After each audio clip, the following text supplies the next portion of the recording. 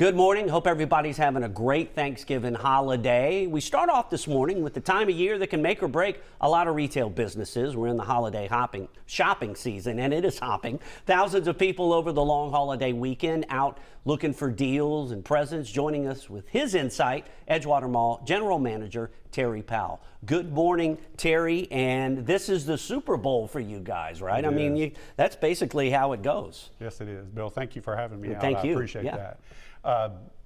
It is, and typically, you know, Black Friday has a context with it. Typically, that's when the retailer goes into black. Now, all that's changed over the years. It's not like that anymore, but typically that's the day that they start making money. Right, and it goes through all the Christmas season. Right. I looked up some numbers on one of the retail reporting sites. They said 53% of people will probably spend about the same as they did last year, 22% more, 18% less. And when all is said and done, according to this survey, they're going to spend $1 trillion. We are going to spend $1 trillion. So even though you see a lot of online stuff and things like that, there's still a lot of demand for going out and finding exactly what you need. And even though in some places that trend has been more online, here, you were telling me before we started the interview, those on-site stores and things like that still going strong as far as the numbers go. The trends have been very good from what we've seen so far. The National Retail Federation is reporting 4.3% increase in sales through September and a 0.2% month over month from August to September. But our trends are good, and typically those trends take and go through the holiday season. So I'm hoping that we keep it. But you know, there's a big weekend coming up here with the Black Friday, and then the whole month of December is, you know, it's a big month. It builds and builds because there's a lot of people that still procrastinate or have a certain time, maybe in December. As you said, though, that kind of spreads out now, the way things are. One of the things you were talking about as well at the mall, you got your big box stores, but you also have some smaller, medium-sized business that are local small businesses, and they kind of have almost like that almost Peter Anderson feel, except it's in the mall and you're climate controlled and that type of thing. So it really is the mix that is one of the big drawing cards, right? It is. I mean, a lot of malls you walk in today and you see the same thing every single mall. And I think we've got a great mix of some local retail tenants that do a very good job. I mean, we got this, the new Mystique Boutique. We've got 1011 Boutique.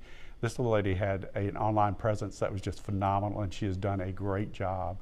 But we've added probably 5 new tenants here in just the last little bit.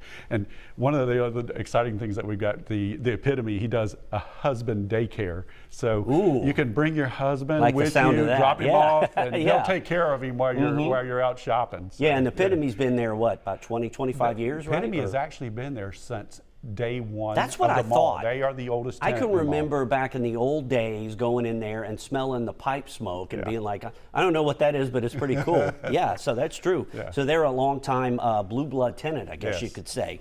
What have you seen so far as we told you about the numbers of people shopping, and it's still the traditional things, but I guess there's some niche things out there that are also part of the Christmas shopping experience. And I think is that where those like kiosks and some of those things come into play? There are, and we have quite a few of those that have come in this year too. And in fact, this has probably been one of the better years we've had in the last few, with the local tenants coming in and opening up the kiosk. And you know, we add a little flavor to that too by doing events. We have the Green Villain coming in, taking photos with Santa, the Abominable Snowman coming in.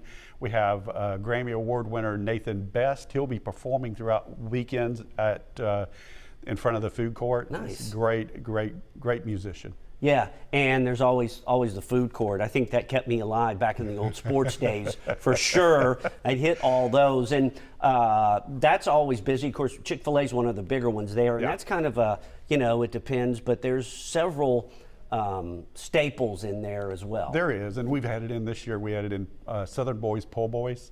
If you've not tried it, it's, oh my gosh, it is awesome. Okay. Great opportunity. I wish they were open at 7 in the morning, but I love the sound of it, well, so I may give it a shot. Know. Yeah. Like, are you there early? I could go for a roast beef. No, that's great to know. So What keeps the mall going? Obviously, the bigger stores and everything, but you're always with the mall and your box stores, as they call them, your brick and mortar.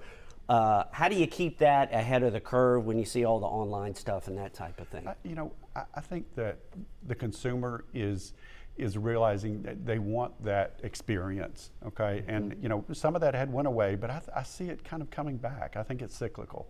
And it feels like, too, almost, I'm not going to say a small town thing, because I know a lot of the malls in some of the bigger areas, they might struggle, but that depends on a lot of things. But smaller and medium-sized areas, it's still got that small town, you run into people and those, hey, what are you getting? Oh, I just got this over here, and that type of thing. And there's kind of, I'm not going to say small town feel, but it's got that familiarity, that's huge, isn't it? It does, and then we've got some local flavor in there. That mix, I think, is where we want to be right now, and I think it's a great opportunity to find something that you're not going to find anywhere else, and I think we do a pretty good job with that. Absolutely. Mall's been there since the 60s? 1963, August of 1963. Wow. Air conditioned. Yes, right, and that's huge. That was huge back then, and it's huge now, of course.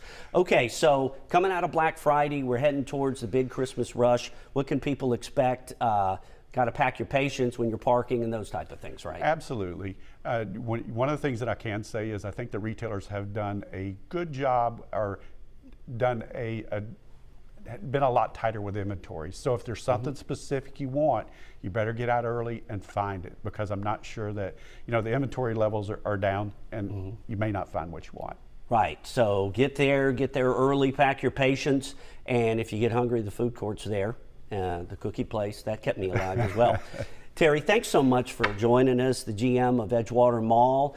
Best of luck for a terrific Christmas season here, and hopefully everybody can find what they're looking for and have a good experience out there. Thank you, Bill. Appreciate it being here. Absolutely. It's always a pleasure.